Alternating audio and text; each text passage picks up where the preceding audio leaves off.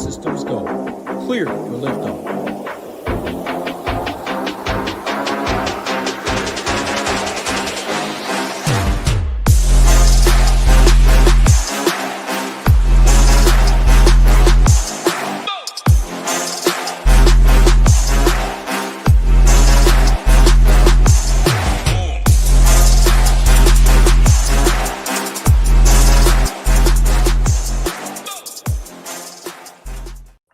What's going on, everybody? Happy Thursday.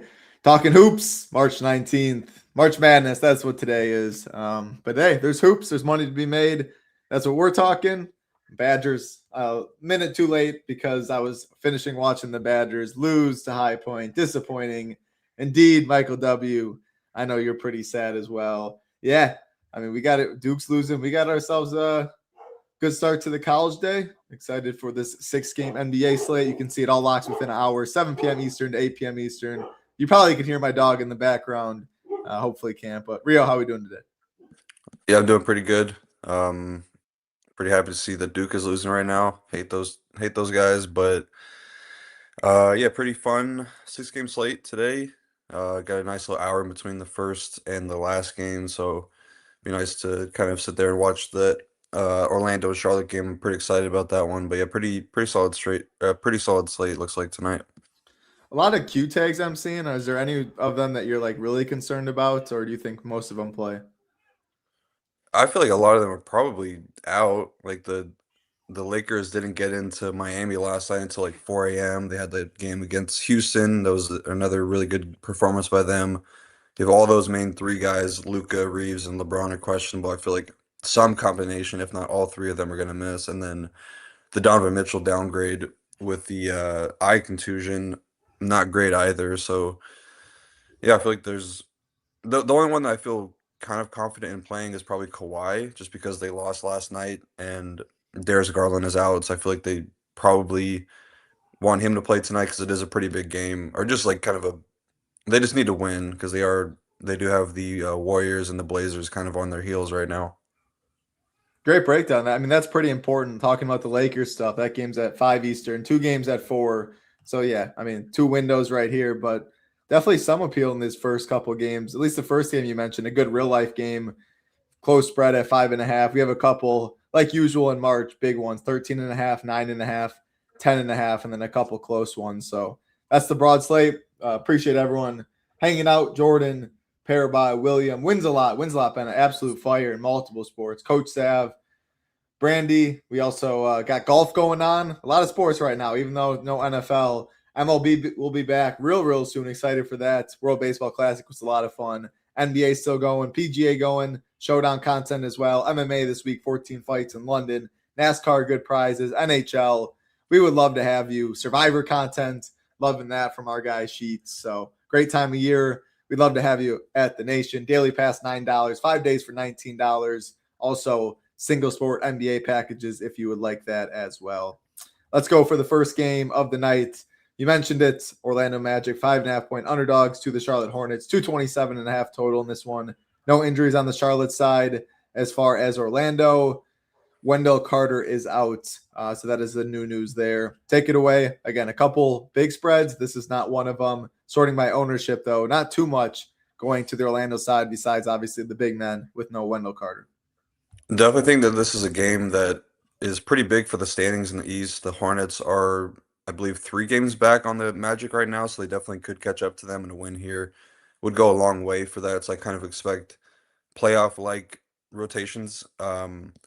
Not too sure exactly what the Magic will do with the front court stuff with Wendell Carter Jr. out, because obviously one of Goga and Mo will start. It's probably going to be Goga because we've seen that recently. But for a team like the Hornets, who are so good at rebounding and have 2 pretty solid big men with Diabate and Kalkbrenner, I feel like there's a chance that we get full 48 minutes out of Goga and Mo, but there's also a small chance that they go with more small ball, which would help Paulo, just help out his rebounding rate. 'Cause I would expect him to be the small ball 5 in that instance, but I think it's gonna be a pretty exciting game to kick things off. So I'm definitely looking forward to watching this one, and looking forward to probably having a couple rosters that do stack up this game with like 2 to 3 players But over the last couple of weeks, the Magic are 5th in D rating. Charlotte's 13th. They were on a nice little win streak and then kind of lost the last 2 games against some better opponents. They had a pretty soft schedule. But yeah, the Magic have actually been giving up a lot more 3-point volume as of late, which isn't great for this matchup in particular because the Hornets are top 2 in 3-point frequency over the last 2 weeks and first in threes made per game this season. Magic are also a below average pick and roll defense. I think it sets up pretty well for the Charlotte guys. Mainly LaMelo had a huge game last time out. Minutes should be pretty full. I think he's a pretty decent spend up option in this matchup. I don't really never too worried about the Suggs matchup as much as I think that he's a really good defender. They just don't really send enough help his way. So teams like we see it against guys like Asar Thompson and Amen Thompson who are really good defenders. Teams could still have guys that put up pretty big games against them because they just don't get a lot of help. So I'm pretty fine with LaMelo here. The rest of the Hornets are just good and not great in my opinion. Like Brandon Miller's getting up there in price and pretty cold right now. I think Khan is an interesting option, 7.2K, where they'll definitely need some more of his shooting. And if the Magic are going to continue to give up more threes, then he's a guy that I have interest in. But he's also pretty expensive, so you need like 50 plus from him at this price tag. And I'm not too confident in him doing that more often than not. So probably a around the field to below underweight position on both Miller and Khan. But I think Miles Bridges is pretty good here at 6.2K because they're going to need a lot of minutes out of him for the Paulo matchup. Um, he's done a really good job against Paulo in the past as well, so I think that they really trust him here. And he hasn't done great in this matchup in particular from a fantasy output, but he did have 48 DK points against them earlier this season, so I think there's definitely upside for him, and he's been playing a little bit better as of late. And then I do think Kobe White at 4.7 is a good price. Like he's had really, really good usage rates off the bench. So I think he's a pretty solid option. And then yeah, as for the Magic, like, I'm gonna be waiting to see what they do with the starting lineup. But I think Goga and Mo are both pretty solid options. And if we do run into a spot where they are splitting the full 48 between the two of them, then I wouldn't be too opposed to playing both of them in the same lineup if you like what the rest of the lineup looks like. If you like your spend ups at power forward and at the guard spot, then I think that does make a little bit of sense. But yeah, I think Paulo is a pretty okay option here at 9.4K. Um, should see more of a rebounding increase here, so he does have that triple double upside. But I do think Miles Bridges is a pretty good defender and matches up pretty well against him. So I'm not in love with the spot for Paulo, but I think Suggs and Bane should be in play here, and Suggs in particular I think is pretty good at 7K. So, I mean, yeah, it definitely seems like you want to be overweight to this game. At ownership, not too much is getting it in this game. Let's say Goga starts Mo's off the bench, kind of like expected. Like, I don't believe this 33-26 split. I think Goga would be, like, whoever the starter is almost always gets a lot more ownership, and the price is right there next to each other. Do you think it'd be like a 60-20 or something like that? And then if that is the case, does that make you lean the – I mean, you're going to obviously play a lot of Goga. Like the NBA, you eat a lot of chalk, but it's a lot easier to get overweight to the field on Mo than it is Goga, and you're fine with both in the same team. So do you see ownership that way? And if so, would you lean more Mo to the field? No, I'd probably still lean Goga because I feel like there's a better chance that or there's like a more likelihood of Mo playing 16 to 18 minutes versus like 24. I just think that there's a chance that they could split the full 48, but we know that Goga's probably playing 20 plus here. Yeah. I do think he will be over 33 though, and then Mo will be less than 26. Like it'll be a lot more of a split. Yeah, I mean, single entry stuff, it's probably like 50+% for Goga and maybe like 15 for Mo. Yeah. What's like too many in this game, I guess? If you said on Orlando, you're fine with Suggs, you're fine with Paulo, and you're fine with the cheap Goga Mo, that'd be 3. Miles Bridges, Kobe White, that's 5. I mean, that feels like a lot with the Q tags, but you're fine. Would that be good? I think 3 to 4 is probably where I'd want to be. Probably like 1 to 2 Charlotte pieces, and I think it like if you really want to get the upside, then it's going to be like LaMelo plus Goga and then one other Orlando piece. Like probably not Suggs in that instance. Probably be like Paulo or De Silva or something like that. All right. Yeah, that's all I got for the first game. Let's go to the second game. Our man first says he's heavy on Detroit. This is talking the Detroit Pistons. Big favorites there, 13.5 over the Wizards, 231.5 total in this one. On the Wizard side, no Trey. No Koulibaly, no Leaky Black on the Detroit side. No Cade. That is why some of the value is popping on the Detroit side. Still implied for 122 points. Some of the most on the slate. Jenkins, LeVert, Duran, all going to get some ownership. Prices are good. Obviously, Cade leaves a big role. On the Washington side, I mean, at least no Koulibaly. And when he's been on the court, he takes up a good amount of usage. It's still the Wizards at the end of the day, though. I think Champagny might get a little bit of ownership, but I think he looks to be the biggest beneficiary without Koulibaly. How do you see Pistons and the Wizards with the Pistons big favorites? Start on the Wizards side because I think it's easier to talk through, but I'm only really considering two guys tonight on that side of things, and that's going to be Bub Carrington and Justin Champagny. With Alex Sarr back, that really takes off all the upside, the playing time upside for guys like Gill and Tristan Vukcevic, and Julian Reese probably not even playing tonight. And then the rest of the guys I just don't think have enough upside even at their price tag. So Bub, a guy that did find himself on the optimal lineup last week, is in play at 4.9K and a pretty decent pivot off of there's a lot of really good point guard, shooting guard options at that same price range. So I think that he's an interesting pivot there. And then Champagny, um, less confident in his minutes. I think that the range of outcomes for him is pretty wide, but he does match up pretty well here. I liked him a lot in that last game, and he did really well there with getting the starts. I think that he's solid, but really just probably max one Washington, and just those two guys are really in play for me.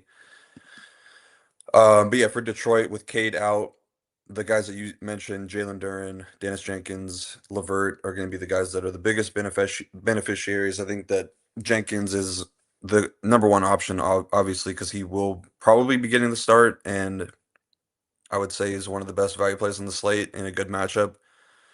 Um, he's averaged 34 DK points per game without Cade this season, but there are a few games in there where he would have hurt you for playing him at this price tag in particular. So I think that he's not like a must have by any means at 5K now, but pretty good starting spot for single entry contests. I don't really know if there's enough leverage in playing like Sasser or even Karis LeVert over him. I think that it's probably just fading him for some of the other guard options.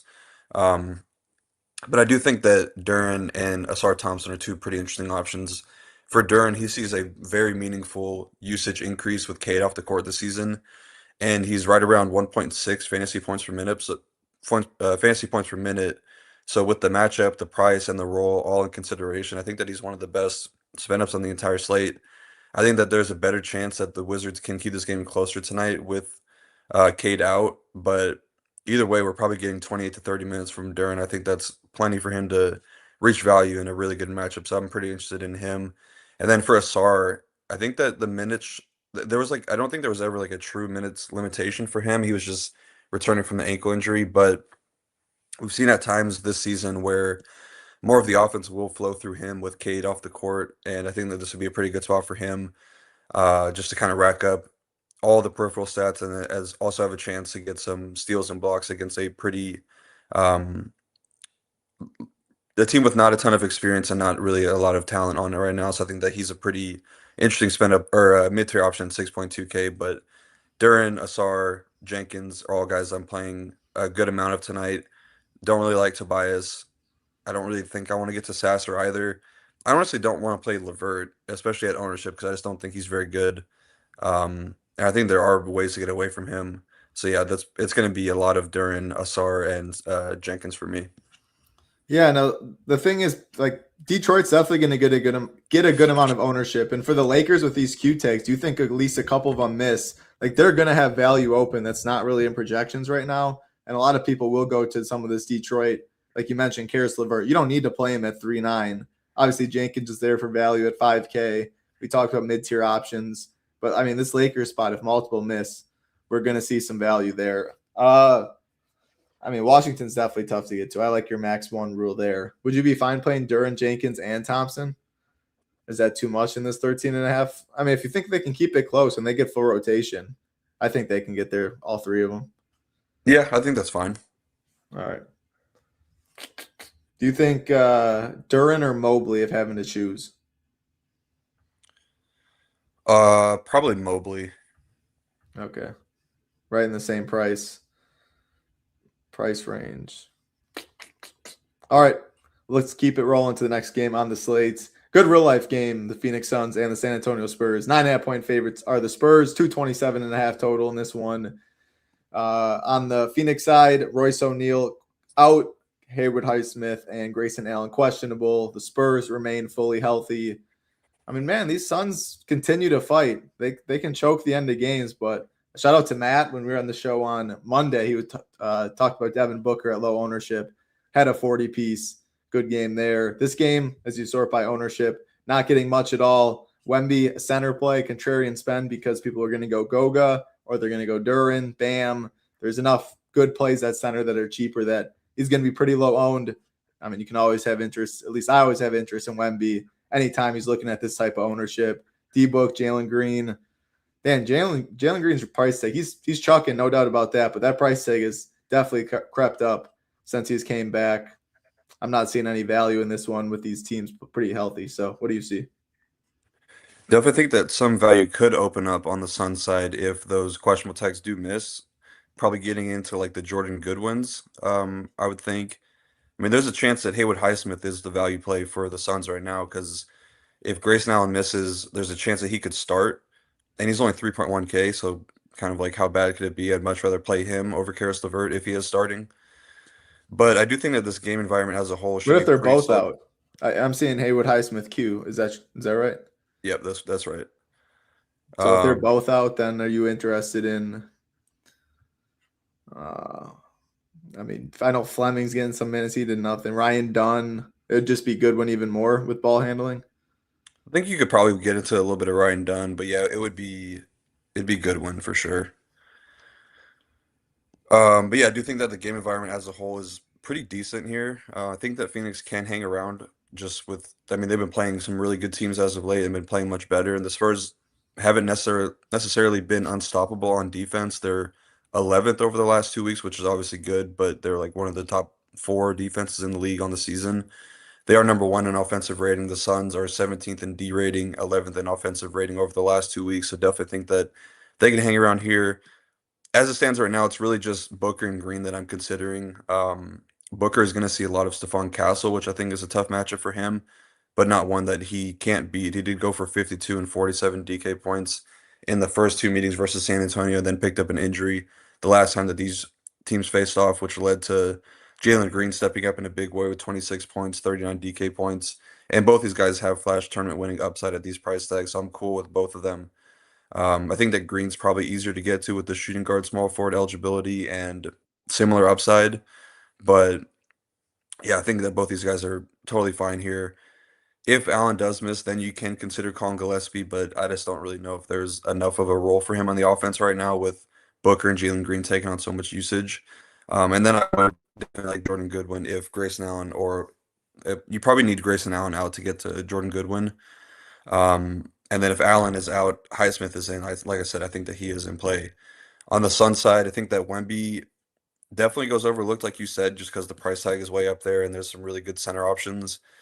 Um, so I think that the ownership, as low as it is, has to make him an interesting option, but I don't necessarily think that he's great by any means. 11.2K, pretty big price tag, but I think that I don't know if you saw the quotes from him, but he said that he wants to win MVP and DPOY this year. MVP feels like a stretch with how well that Luka and Shea are playing right now, but still are getting a highly motivated Wemby and a matchup that should be good for him with the Suns giving up more stuff around the rim. Game should be close enough. I think that he is for sure in play as a spend up option, but we really need like 65 to 70 from him.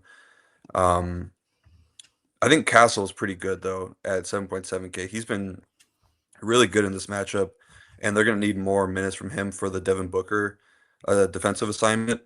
The Suns have generally been pretty good at limiting big games from opposing guards, but Castle has done really, really well against them. I do have interest in Castle here, but yeah, I think the Sun side is probably easier to get to with the questionable tags, and it's really just Wemby and Castle for me on the Spurs side.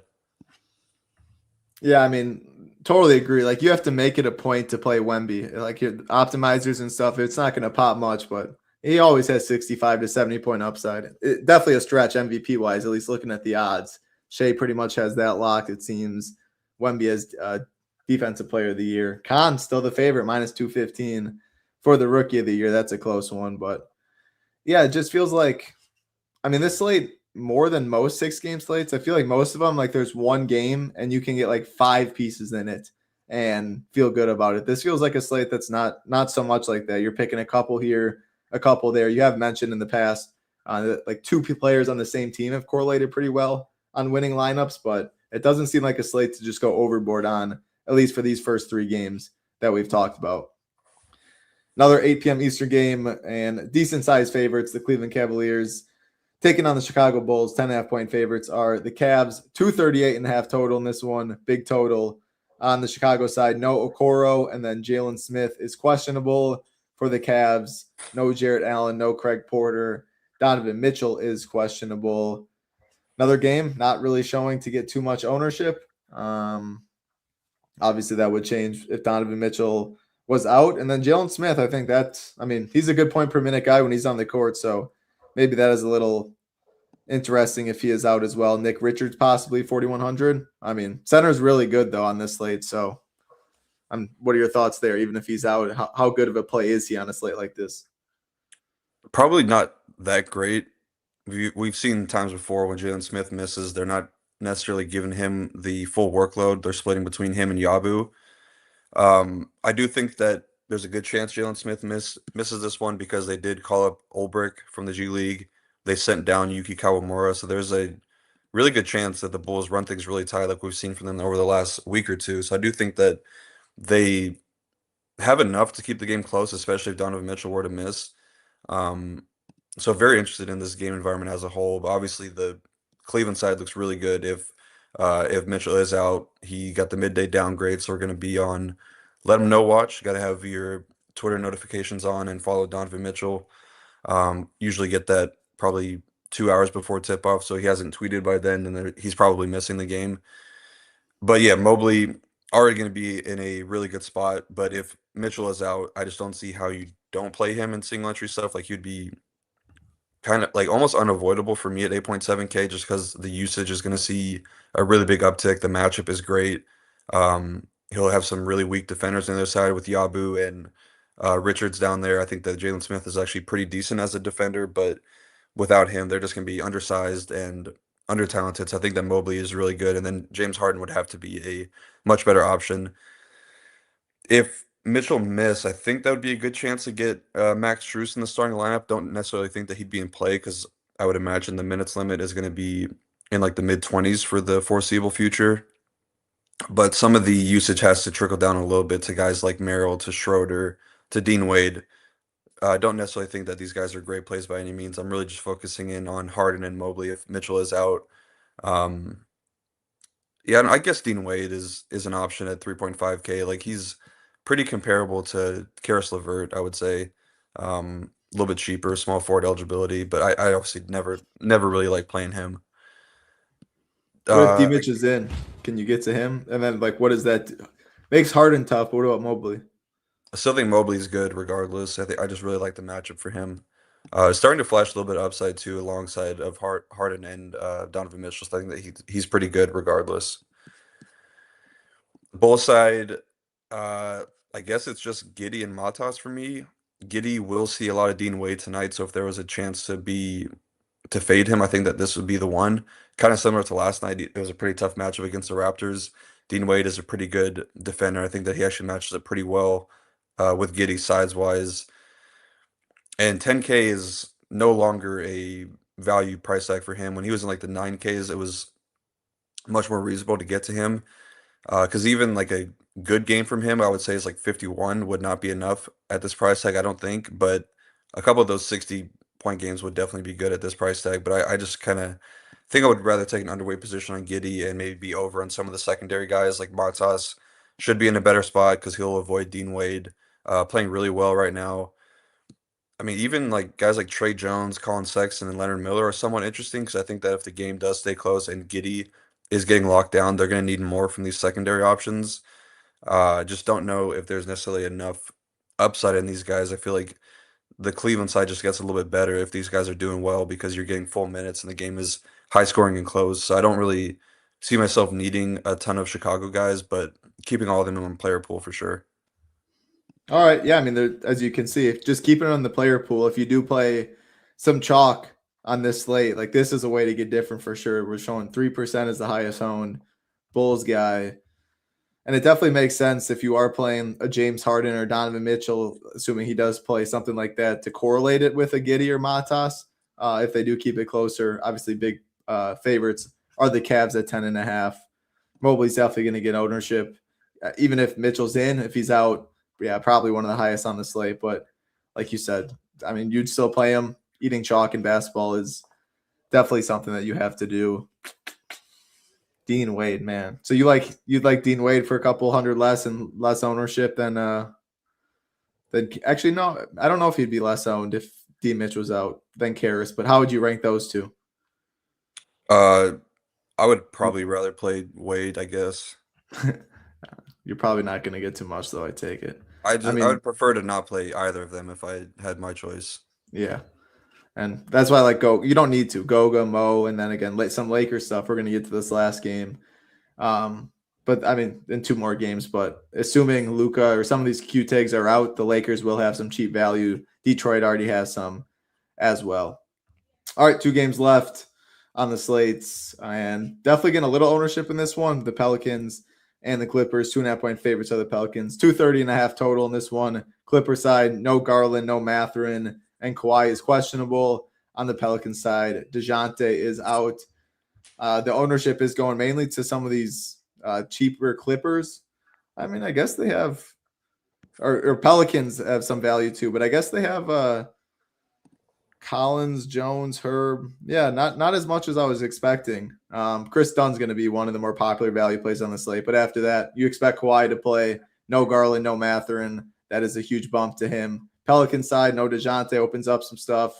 I like Bay always at this price tag. Curious to your take on like Messi versus other centers on this slate. And then, yeah, it's Trey Murphy's price tag, Zion at this. Those aren't contrarian spends I'm going to. I'd rather go Giddey like we just talked about, who's going to be really low owned anyway. Yeah, the Clipper side I think is definitely a spot to look to for value, especially if Kawhi were to miss. But I do think that he plays, and even more so now that they lost the game last night. They just really need to rattle off some wins as the season winds down because they do have a couple teams right behind them. But it's still tough to play Kawhi at this price tag because the minutes are being managed so much. It's not really like he has a true minutes limitation, but they'll just kind of pull him out at times. Like he has a very odd rotation. I don't think he even closes the first half most times. Um, but yeah, I mean, if you take him out, like even taking away Bennett Mathurin and Garland makes the value plays much better because they will have basically no secondary ball handling in the second unit, or I guess primary ball handling in the second unit. So that's kind of why I think Jordan Miller is a very, very solid value play 4.8K because he is a guy that can take on usage and can create plays by himself. Do Chris you believe Dunn, that ownership? Like, I mean, Dunn's going to be popular. Miller seems under owned, or like John Collins. Like, it feels like people would play more of these guys, especially depending on Lakers stuff. But 6% Jordan Miller? no, he'll be higher than that for sure. Yeah. Like, it seems like, all right, keep going. Because, I mean, yeah, they look like strong plays for sure. That's two big guys off the court, even if Kawhi plays like you're expecting. Yeah. Yeah, Miller is my favorite of the bunch, though. I just think that he's got enough of a offensive game that they'll need his type of creation. So I think that he's good. Dunn to a lesser extent can do stuff, but more of like a defensive minded guy. And then Derrick Jones Jr., same thing, kind of like a 3-and-D guy. These guys are all solid plays. I would say that Dunn and Jones and Collins are all solid plays, but not great by any means. Collins probably still on a minutes restriction. Hasn't played more than 26 in the game in his last 3 games, so wouldn't expect that to happen here. I guess like Brooke Lopez and Isaiah Jackson are should be in the player pool. Don't ever really love playing Brooke Lopez, but if there was a spot for him, it would be against the Pelicans because they do give up a lot of 3-pointers. I think Isaiah Jackson is kind of interesting though. Definitely a guy I want to get to in MME because his minutes are going to be lined up with Derek Queen and like Karla Matkovic in the second unit. And Derek Queen is a awful defender and just gives no effort on defense. And Isaiah Jackson, really high motor, high energy guy. I could see a very efficient game for him in like 18 to 20 minutes. Um, Going to be tougher to get there with Mo Wagner and Goga Batadze projecting better and possibly even the Bulls guys, but I do think that he's a guy I want to keep in the player pool for sure. Pelican side, we saw Missy start last game for DeJounte Murray when he missed. Got there with stocks. I mean, he had 5 blocks in that game. Very low shot volume, but I still think that he's a decent play because he can get there just off of rebounding efficiency. I think Carlo Matkovic is kind of an interesting pivot off of him because he's I would say a better, I don't know if necessarily better per minute, but definitely has more of an offensive game. And he even put up a double-double off the bench last time that DeJounte missed. As as far as it goes between like the Murphy, Zion, and Bay stuff, I do have Murphy as my number one, then Bay two, and Zion three. Zion's just you're just not getting big games from him anymore, and I don't necessarily think that a matchup against the Clippers is one where he would do it. They do have pretty decent rim protectors down low. Murphy didn't really see much of a usage rate increase the last time that DeJounte missed, but did kind of flirt with a triple double, had 7 rebounds, 7 assists in that game. But he'll definitely move up in the pecking order for offensive workload. And he was trending for like 40 minutes the last time that DeJounte missed. He checked out at I think like the 4 or 6 minute mark, somewhere around there. And still hit 35 minutes. So his minutes are gonna be way up there, and he's definitely a guy that I could see myself getting to. I agree with you. I think that's a good price tag for him. Not into Herb Jones, and then I don't think that Fears is great at his ownership. And you see what does Saber have him at? 14. Okay, Our I feel like our average. that's probably a little too low as well. I think people are going to be excited to play Jeremiah Fears just because they saw what he did last game. But I don't necessarily think that this is a smash play. Like he's a smash play by any means because his role didn't change as much. He did see more minutes. Obviously, got up to 25 in that game, but still sharing usage with guys like Jordan Poole in the second unit, with Zion and Murphy. He was really good in that game, but it was also against Dallas, so take it with a grain of salt. But I think that Jordan Miller is comparable for the price tag and positional eligibility. I think that he's a much better play, especially if he comes in lower owned. What So if really he came looking, from the same ownership? Because I'm not convinced that I think there might both be under projected or under projected in terms of ownership. Like these Clippers guys, like I said, I think my initial instinct's more right that these value guys are going to get more ownership than projected right now. But you still like Miller straight up over Fears? I do, Even, yeah. all right. Um, yeah, I think that's all I had in Kawhi this or game. Paulo? Um, Kawhi probably. Yeah, I think Kawhi. I'm a little worried about him though. He was grimacing last game with the injury, so I'm just a little worried about his minutes right now because they obviously need him in the playoffs. So I don't know if they're gonna continue to manage him as strictly as they did last night. Sounds good. Um, so yeah, tying this like Lakers stuff in, if two of LeBron, Reeves, and Luca miss, then like is the Ruiz, the Smarts? I guess that's my question this game. I'll mention the spread in the total 240.5 monster total. 5.5 point favorites are the Heat. So good game in that aspect. Jaime Jaquez out for the Heat. And like I said, Reeves, Luca, LeBron, all questionable. You said you wouldn't be surprised if two of them miss. Do these guys then just overtake? I mean, DeAndre Ayton would be another strong center play. I still think he might be in play at 5,100, even if all three of them are in. But yeah, like that just shows how loaded center is on this slate. And then, and that I like your Isaiah Jackson call. Actually, let me go back to that quick because I was going to ask, would you play him like in just Goga lineups, or could you tell yourself a story like he's outscoring Goga and you're playing Jackson and Wemby or Jackson and Ayton or Jackson and Bam or whatever, or Duran or whatever it is? Yeah, I think that he's probably better as a pivot. Okay, Um, then two yeah, punts. All yeah. right. All right, back to this game though. So like how would the value on the Lakers, assuming two of these guys miss, obviously Luca misses is the biggest, but compared to the other value that we're talking. Probably be the best, I would say. I feel like it seems like Luca is probably the most likely to play just because of the award stuff. I don't necessarily think that I feel like Shea's probably got the MVP locked up, but there's an outside chance that Luca could still win it. But he seems like the most likely to play here. I would think that the spread is much larger if all three of them were to miss than just 5.5. So I feel like somebody is playing. I just don't really know who. So it makes it really tough to talk through. But I think we can probably all guess that LeBron's going to miss just because he's older, played a good amount of minutes, and they did have to travel pretty late last night. So I feel like he's a guy that is very likely to miss. Um, just depends on who starts for him, I guess. It would probably, I mean, Rui's the clear-cut answer, I feel like. So him at 3.8K got to be one of the better value plays at forward for sure. I would want Reeves to miss because then I could get into like the Marcus Smarts and maybe even Luke Kennard, who I think is in a pretty good spot regardless. And then Laravia is a guy that I feel like could take on more usage. Is always a guy I really like to play for value when he gets more minutes. But yeah, I don't really have much to say about the Lakers stuff because we just don't really know who's in or who's out. So I would probably just wait. The, But the good thing is it's easy to because there's only 2 games at 7 Eastern. The rest are at 8 Eastern. So as long as you're not going like two, that's why you mentioned Karis LeVert. He's even a worse play probably than Dean Wade because you're locking up the early stuff, assuming you don't get the news prior. If you get all the news before the slate locks, then ownership's efficient, and then maybe Karis is better that way just because you're not expecting too many changes late. But I mean, yeah, you're gonna have more than likely have a lot of roster spots to be able to mess around with stuff like this. And then that would make Jordan Miller, Fears, all those guys less popular. Whereas if all three of these guys play, but even 2 of the 3, some value would open on the Lakers, but wouldn't be nearly as strong, like you said. If there's no Reeves and no Reeves and LeBron, could you play 4 Lakers? Obviously, Luka would then just be a smash, like in almost every single team.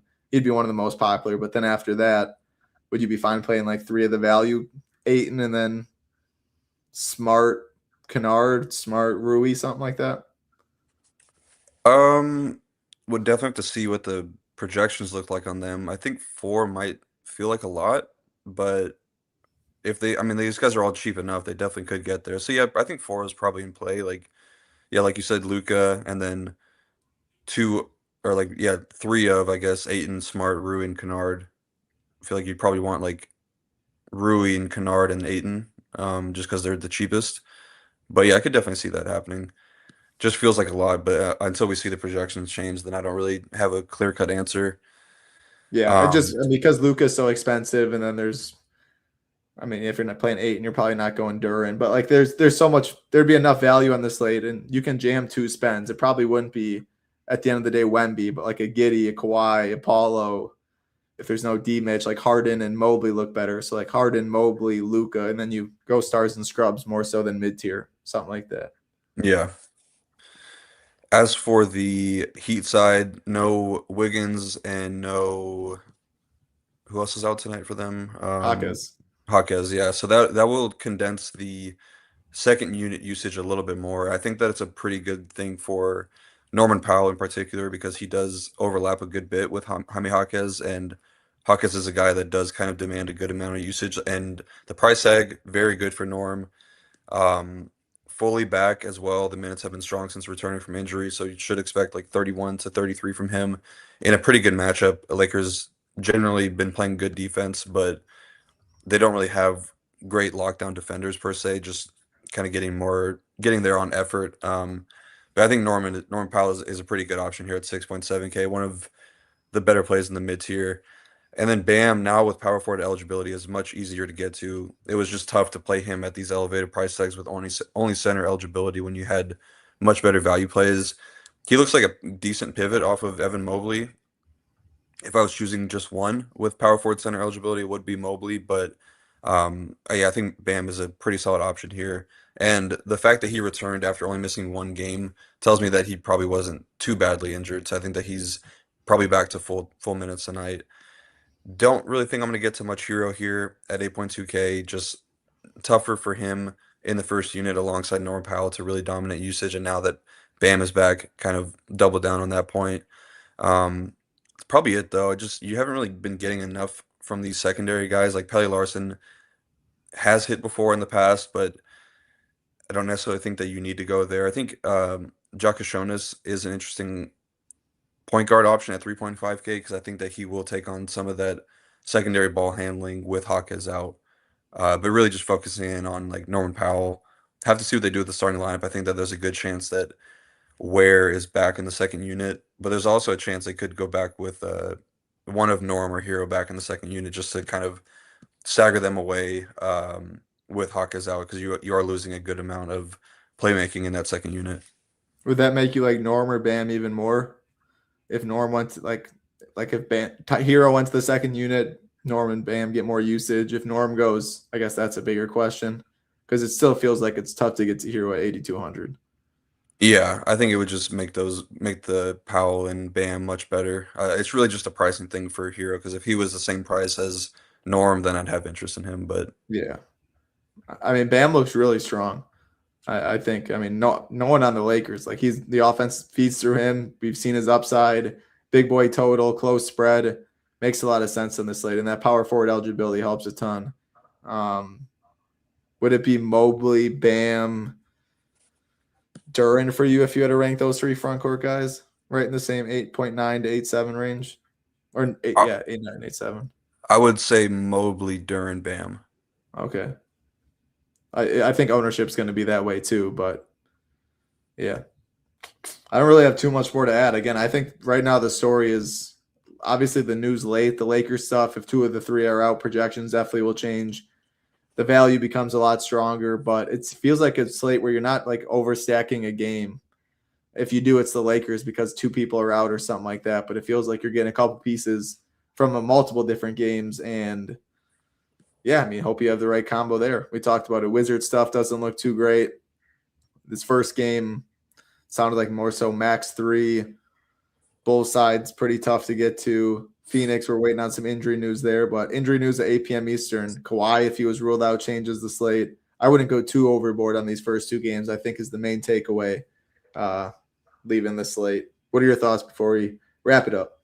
Yeah, I would agree with that. And I guess kind of talking a little bit more about the Lakers stuff, the wins over Houston really put them in a good position to kind of give their guys some rest moving forward because I believe they have like 4 winnable games against tanking teams in their last 13. Or I don't know how many games they have left, like 13 or 15.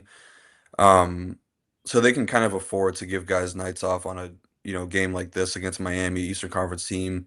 They'll be playing the Jazz. I think they play the Pacers once as well. So pretty favorable schedule for them to kind of it just makes a lot of sense for me to give these guys a night off tonight for sure. LeBron and possibly even Luka too. Cool. I mean, yeah, that's important. But even if you were wrong, let's say, the slate you shouldn't be affected too much just with how the times are. Only 2 games and then 4 games. Like, I think you should probably build with that pre-flop with how confident Rio is, and doing so will then leave you lighter on the first 2 games.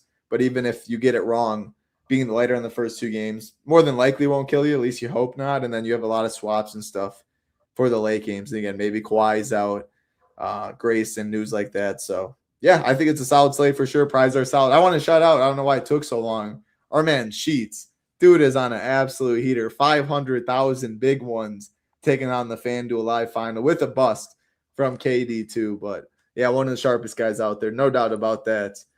Want to congratulate you, Sheets. I mean, had a great day on DraftKings last week. I think it was like 80,000, 2 tickets, something like that. So, is there still live finals, Rio? Is there like 1 or 2 days left? It's all full now. It's all full. Yeah, everybody's traveling today. Is it for Friday or Saturday? I don't know what day it is actually. They did Friday last year, but I think that was because of the scheduling that the NBA did. But it's normally on Saturdays. But yeah, shout out to Sheets. Been crushing it as of late. Always helps out in our Discord. Does a lot of educational videos for us. So nice to see him get a win, and hopefully he can parlay that into even more this weekend. I don't know how many tickets he has, like 2 or 3, but yeah, good mojo heading into the weekend for sure. Yeah, good luck to Sheets in there. Wins a lot, spent on fire. We'd love to have all of you at the Nation. How you join if you want to. You can see shippination.com. If you go to the bottom left, join the Nation. You can check out all of our different packages. Again, all above, these are the sports we cover: NBA, PGA, MLB will be going on soon, MMA, NASCAR, NHL. So a lot going on right now. We do have college basketball just in the Discord if you want to talk about that. Survivor Street's always good stuff. For the day, you can get in as low as $9. With SaberSim, a better deal, 5 days for $19.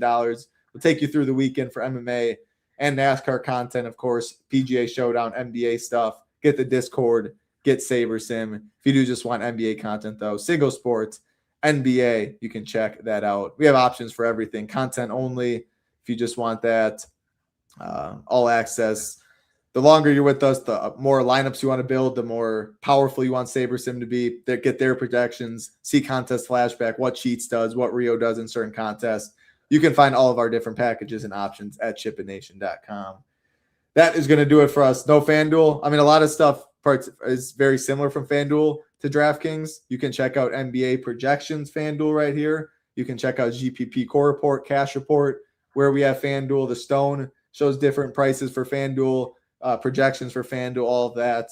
The prizes are a lot less. A lot more of our watchers are playing on DraftKings. But again, we do have FanDuel content, core reports, and cash core report, GPP core report. If you want to ask something in the Discord, we have projections, we have ownership. So we do cover FanDuel behind the paywall. That's going to do it. Awesome stuff as always, Rio.